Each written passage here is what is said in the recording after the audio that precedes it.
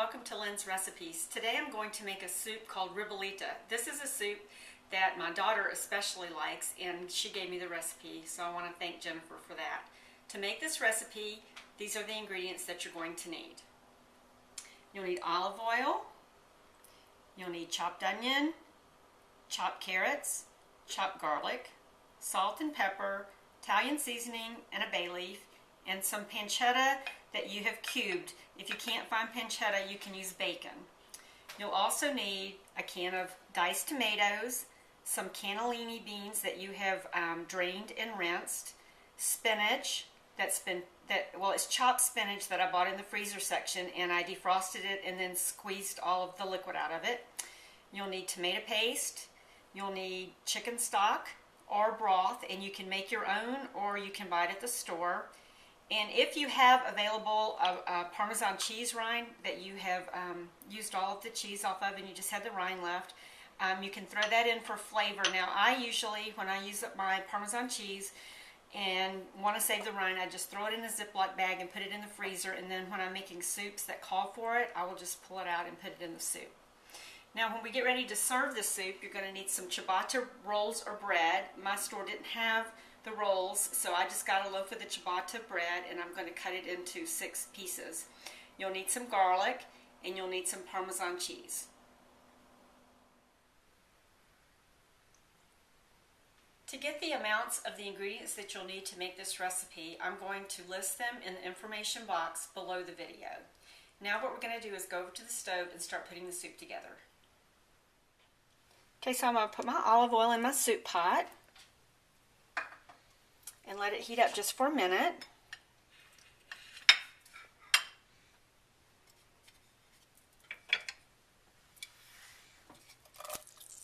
I'm going to put my onions, carrots, and garlic in.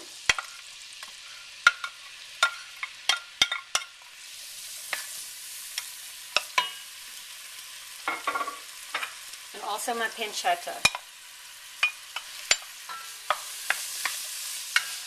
Now I'm just going to stir this around, and then we're going to let this just cook for a little while the vegetables get tender. Okay, my vegetables have sauteed and they're tender. So now what I'm going to add is my tomato paste. I'm going to stir this around, and if there's any little bits on the bottom of the pan, I'm going to scrape them up with my spoon.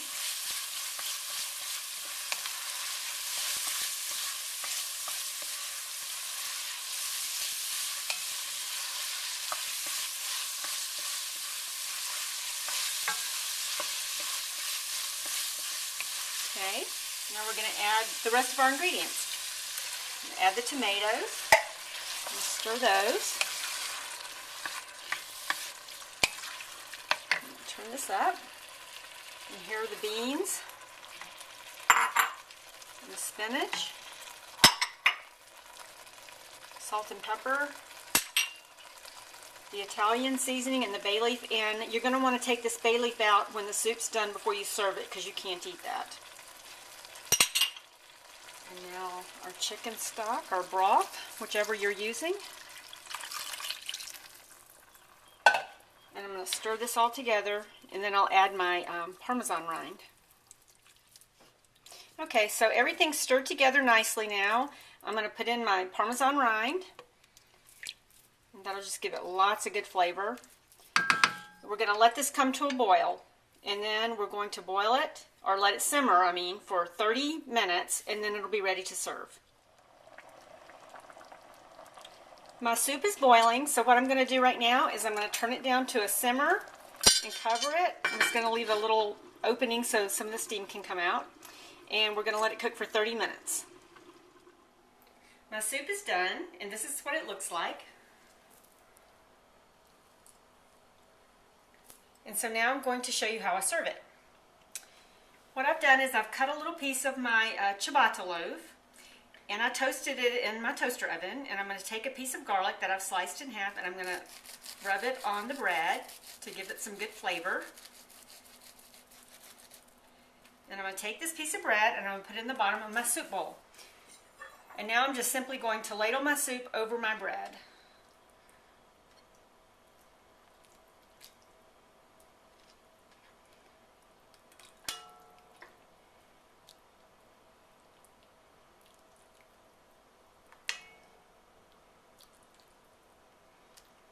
And now what I'm going to do is I'm going to take my Parmesan cheese and I'm going to grate it over the soup.